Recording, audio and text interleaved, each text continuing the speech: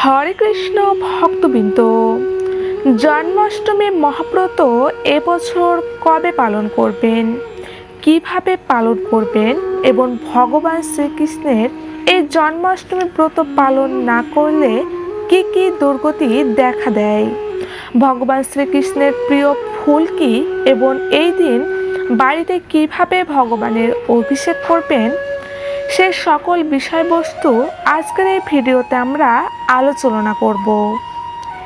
এছাড়াও যদি কোনো ভক্ত ভগবানের এই জন্মাষ্টমী ব্রতটি নির্জলা উপবাস করতে না পারেন, অর্থাৎ তিনি যদি অতিরিক্ত অসুস্থ হন বা সেই উপবাস করার মতন তার শারীরিক ক্ষমতা নেই, তাহলে সেক্ষেত্রে কি করণীয় তা সব কিছুই আজকের এই ভিডিওতে আমরা জানব।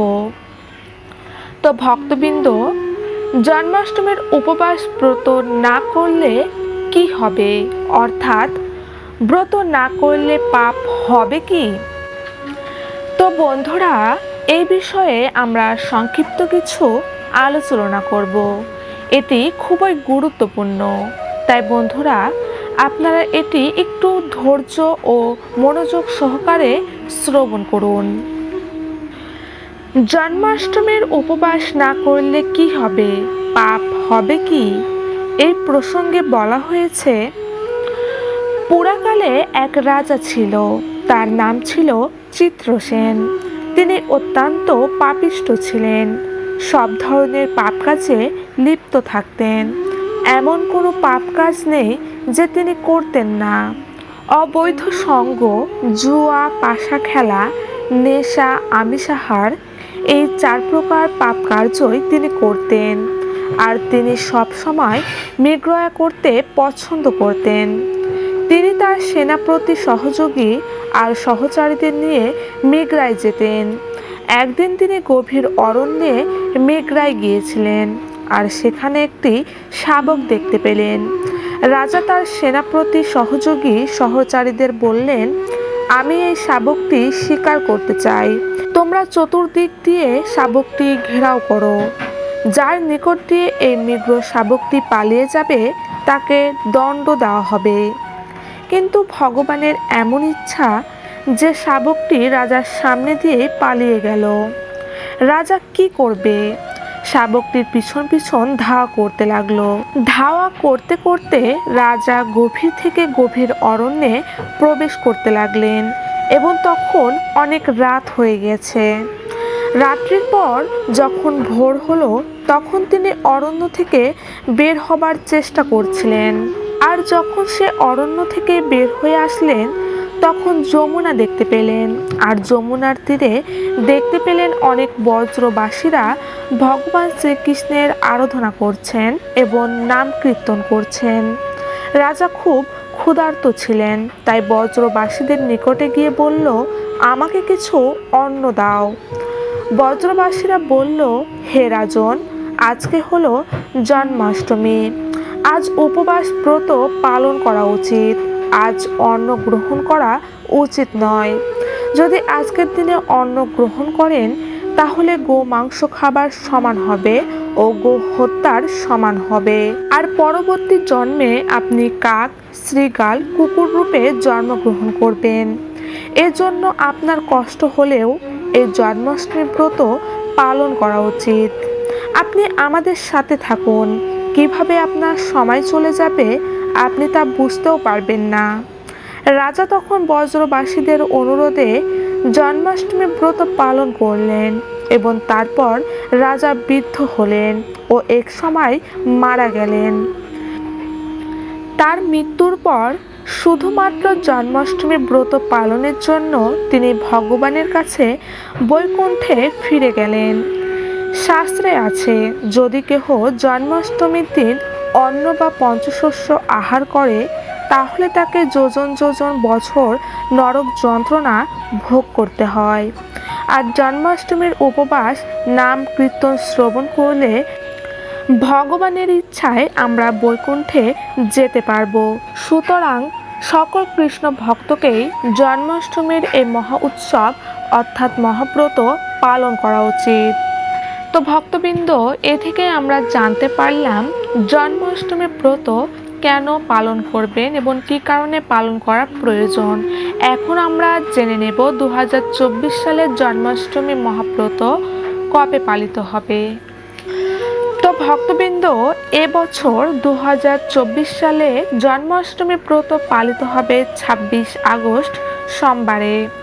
সারা বিশ্বের প্রায় সকল স্থানেই আগামী 26 আগস্ট ব্রত পালিত হবে বিশুদ্ধ চান্দ্রপঞ্জিকা অনুযায়ী, এবং অষ্টমী তিথি লাগবে বিশুদ্ধ চান্দ্রপঞ্জিকা অনুযায়ী 26 আগস্ট রাত্রি 3টা 39 লাগবে অষ্টমী তিথি, এবং সারা দিন রাত্রি থেকে মধ্যরাত্রি 2টা 10 পর্যন্ত থাকবে অষ্টমী তিথি।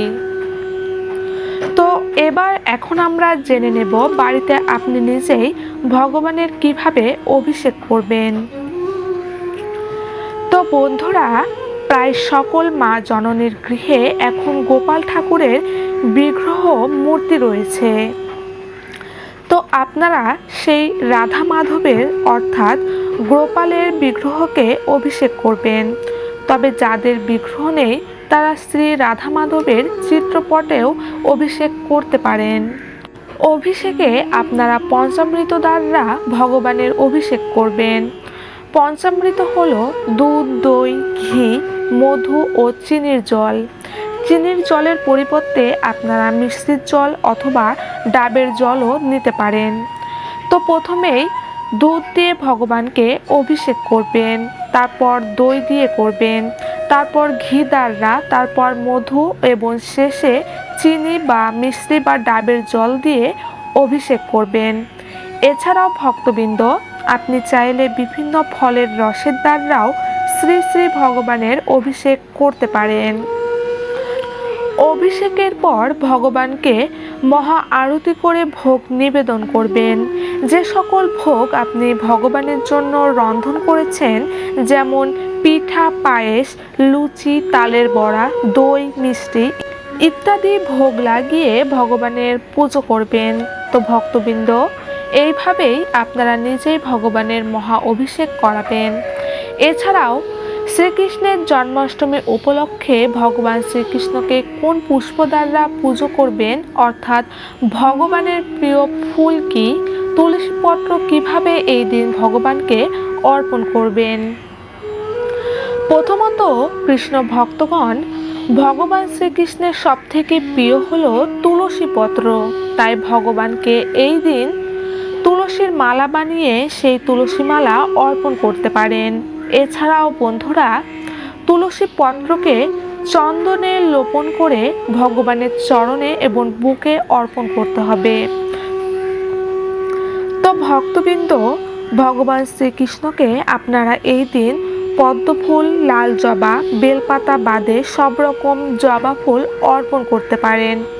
এছাড়াও মালতী, কদম, মল্লিকা, মাধবী, করবী, বকুল, টগর ও গোলাপ ফুল, এইসব ফুল আপনারা জন্মাষ্টমী পূজায় ভগবানের চরণে অর্পণ করতে পারেন। তো বন্ধুরা, যখন আপনারা ভগবান শ্রীকৃষ্ণের চরণে তুলসী পত্র অর্পণ করবেন, তখন এই মন্ত্রটি উচ্চারণ করবেন, এতে তুলসী পত্রম শ্রীকৃষ্ণায় নমঃ।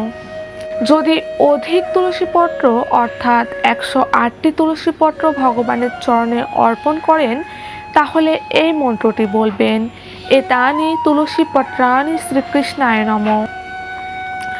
যদি আপনি মন্ত্র উচ্চারণ করতে না পারেন, যদি মন্ত্র বলতে অসুবিধা হয়, তো সেক্ষেত্রে আপনি সাধারণ ভাষায় বলতে পারেন। যেমন, যখন আপনি তুলসী পত্রটি শ্রী গোবিন্দের চরণে অর্পণ করবেন, তখন বলবেন, হে পরম পুরুষোত্তম পরমেশ্বর ভগবান শ্রীকৃষ্ণ, আপনার শ্রী চরণে তুলসী পত্র অর্পণ করছি। কৃপা করে আপনি এই তুলসী পত্র গ্রহণ করুন। এটি বলে আপনি তুলসী পত্র ভগবানের চরণে অর্পণ করে দেবেন।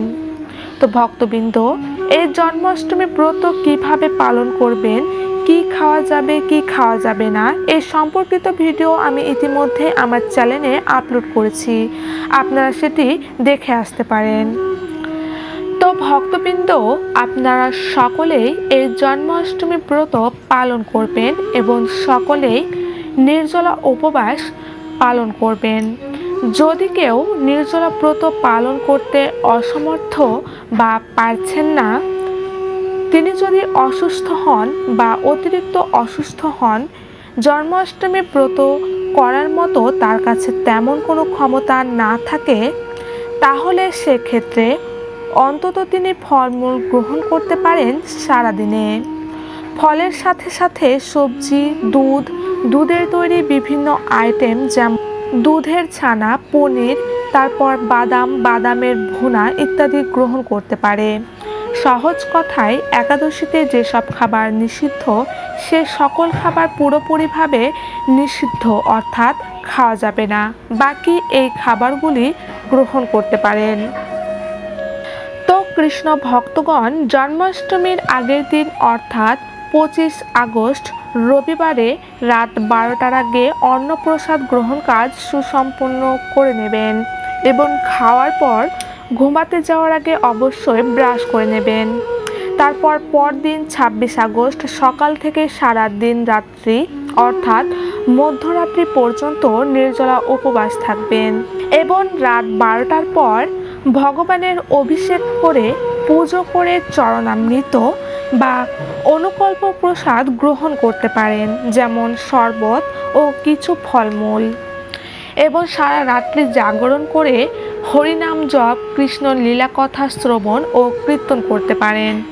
এরপর পরদিন অর্থাৎ মঙ্গলবার 27 আগস্ট সকালে সূর্য উদয়ের পর সকাল 6 ঘটিকার পরই পালন করতে পারেন।